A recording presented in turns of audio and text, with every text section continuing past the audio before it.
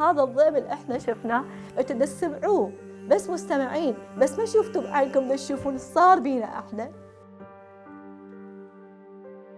وما تشوفوه ولا واحد ما ينشاف همينه بعد ولا ينشاف بالدنيا بغير احنا كراد الفيليه اللي هيجي انظلمنا.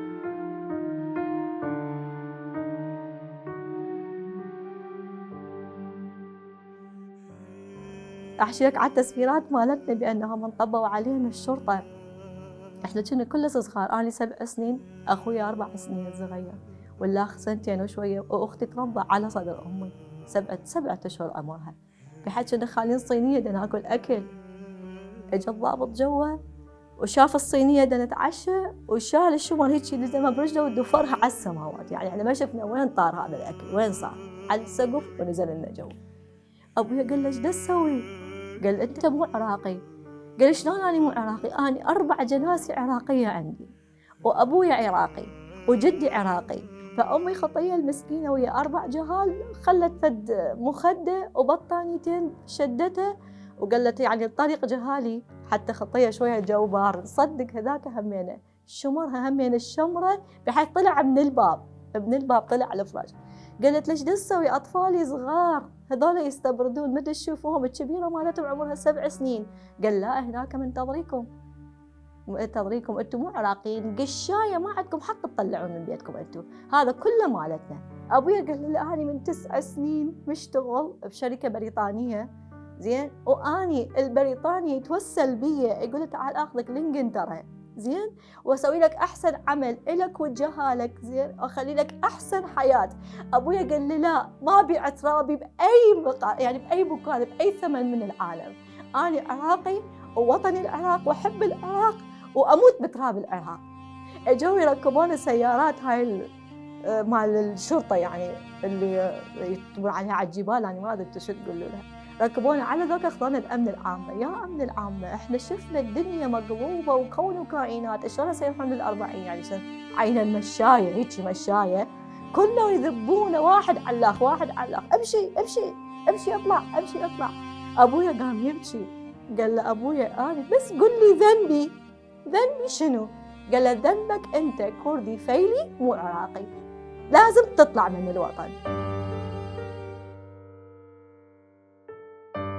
قمت ارجف واقول له بابا عليك الله لا تبكي انا لي هسه ما شايفه دمعتك، ما يدك تتنزل على مود ذولا. قال لا ما اتنزل انا على ذولا، اتنزل على وطني.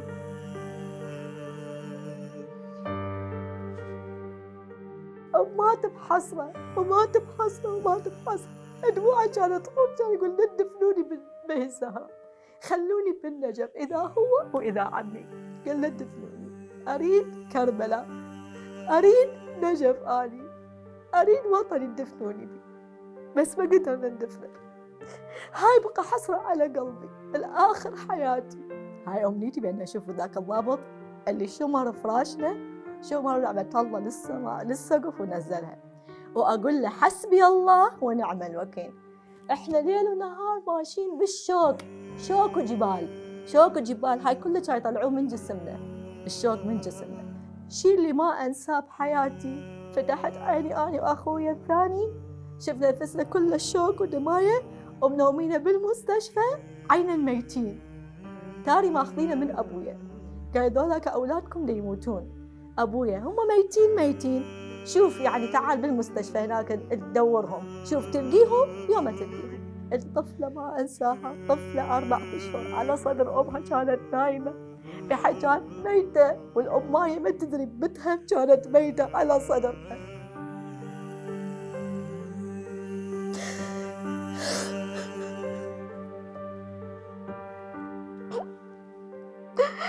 ما كانت تدري هاي ميتة على صدرها. اجوا يصاحونها قالوا لها قعدي بمكانها، قالت ايش بيكم انتم؟ الناس قاموا يعيطون من ورا على كيف، بعدين قعدوها هي ورجلها قالوا لها، قالت ايش بيكم؟ قالت عيطين ونصيحين لان ذولا كلهم جهال وياكم، ترى كلهم يخافون بنتك ماتت على صدرك. وعافتها بين الجبال وطلعت برا.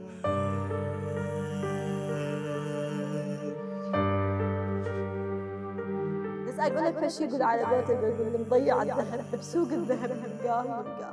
واللي المفارق محب همينا يمكن سنة وننسى، بس نضيع الوطن، وين الوطن يلقاه؟